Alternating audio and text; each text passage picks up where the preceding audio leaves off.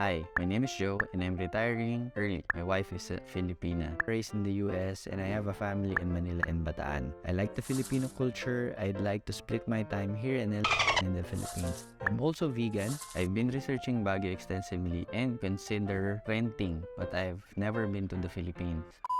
Later. Okay, maybe that's TMI. That's okay, bro. But the animal products shoot out of me like a bazooka.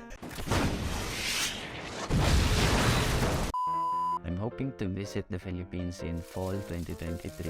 Anyway, thanks for the info on the videos. Hope to hear back soon. Sincerely, Joe. Uy, I'm Malunggay, guys. And I'm just reading this email of one of our subscribers. He's from the US. Basahin natin together yung email niya and pag-usapan natin yung 3 key points. Sagutin natin together. So, let's go.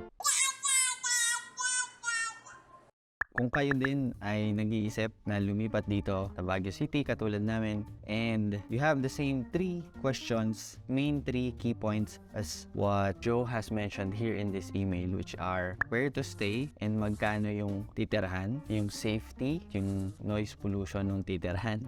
Number 2 is yung makakainan and how to survive as a vegan here in Baguio City. And number 3, yung hiking trails and yung mountain trails dito sa Baguio City. How much would it cost if my entrance fee, etc., etc. So if those are also your concerns, stick around, panoorin nyo, babasahin natin yung buong email niya. And sabay-sabay natin siyang sasagutin. Hi mga guys, welcome to the channel. This is Stephen. Mini announcement na medyo alam niya naman na is we moved to Baguio City. Yes. No. So dito na kami nakatira permanently. We're settled here. We're here for definitely lampas na than 1 year. And what better way for us to kick off the new series for this channel than to answer an email of a subscriber. Let's go. Tago na lang natin siya sa pangalang Joe. So hi, my name is Joe and I'm retiring early. So he says here he's 47 years old. My wife is Filipina, raised in the US, and I have a family in Manila and Bataan. I like the Filipino culture. I'd like to split my time here and in the Philippines. I'm also vegan. So this was the pillar of our channel that he was drawn to. So let's go on to the next paragraph.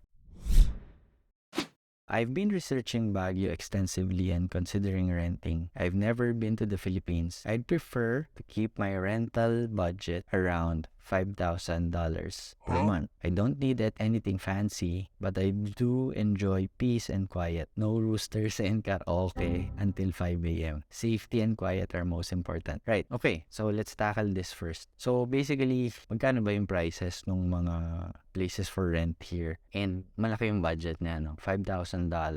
Let's just quickly compute. Calculator, 5,000 times, sabihin na natin, na ba? 52 ang exchange ngayon. So that's ang laki nito, no? That's around 250,000 to 260,000 per month. This is on a per month basis. Is very high for someone who wants to live here for a medium or long-term stay. So how do I know that? I actually am gonna come out with a video about this, specifically about looking for places here to live and what are the price ranges, no, and exactly how we did it. But let me just tell it to you right now. This is, your budget is very big already, so you don't need to worry about anything else. Even for the high-end places that we've seen before, it would just be around 20 or 25,000. Let's just divide it by 52. Right, so that's around $500 more or less. And that would be like 2 or 3 bedroom condominium. So that's quite big already. Unless you have may malaki kang pamilya, your budget is very high. You will live like kings with that budget here. Okay? And your concerns about no roosters and karaoke until 5 a.m. Generally speaking, at least here in our place, no, they don't really have roosters. The things that are noisy though are dogs. No, yun yung mga may ingay. So that's probably the only noisy thing here. There are no karaokes allowed until 10 p.m. because Baguio City is very strict when it comes to noise pollution at night. If someone is noisy, you can easily call the police or the barangay and they can easily get that cleared out for you. No, so you don't need to worry about that. Anyway, pinudugo na tayo kasi guys, nandito pa tayo English na English. Anyway, let's move on to the next paragraph. I thought about reaching out to churches in Baguio to prevent being scammed, but I wouldn't know where to start. Anyway, appreciate your videos. I'm hoping to visit the Philippines in fall 2023. Fall 2023 is when? Around Burr months, which is good. September, October, probably the first few weeks of November is the non-peak days of visitors. I'm hoping to visit the Philippines. Okay. So feel free to email me if you know anyone who's potentially willing to rent out a room. See, you just want a room, an apartment with one room or something. And your budget is for maybe a whole house or more. So you don't need to worry about that. You just need to go look for an official agent, probably. Let me see if I can find some for you. Those that are legitimate. I don't want to promise anything yet, but I do want to help you. Okay, let's continue. Okay, so vegan in Baguio, is it difficult? I assume no. Okay, let me just answer it comparing it to what I've been seeing in YouTube when it comes to the vegan restaurants there in US, especially in San Francisco. So I must say it's quite easy there. Here, there are a few that we always go to, probably aside from the 5 restaurants or 5 to 10 restaurants. Even us, when we go out, we kind of have to do our homework first, researching the places, if they have vegan options or at least vegetarian options.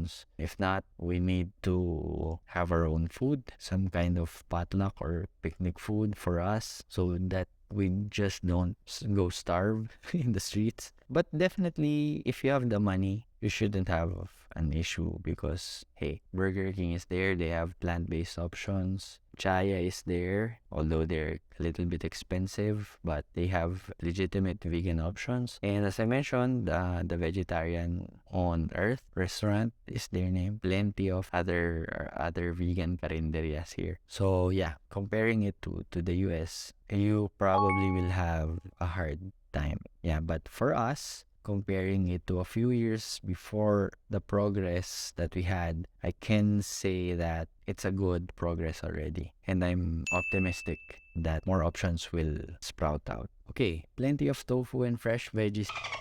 We have plenty of tofu and fresh veggies here. If you are fond of going to the groceries, to the market, you won't starve basically if you know how to your own food. It's been a long journey towards healthier lifestyle, but I don't ever see myself going back to eating animal products again. Same. In fact, I have projectile vomiting now and then when I eat meat and dairy. Same, almost. I do flare up. My skin breaks out.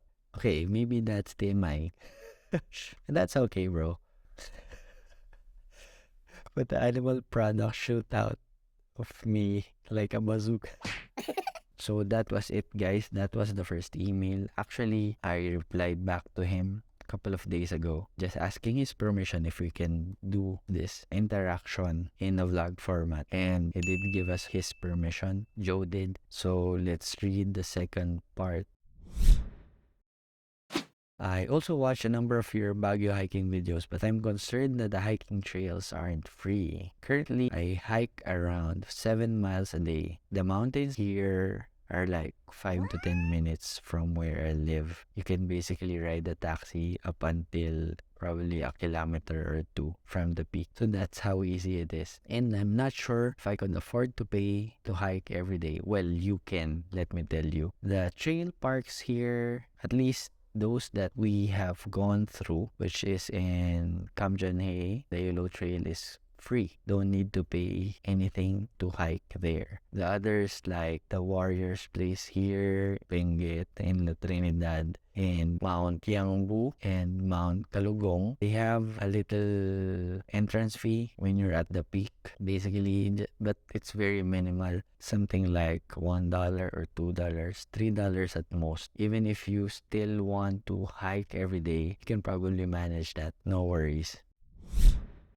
Thanks for reaching out, Stephen, and feel free to ask me anything that you may be wondering about US and veganism or US in general. Right, so I hope I answered your questions. So in summary, Joe, you're very much welcome to go here in the Philippines. I'd like to meet you personally and go through all of the plant-based options here.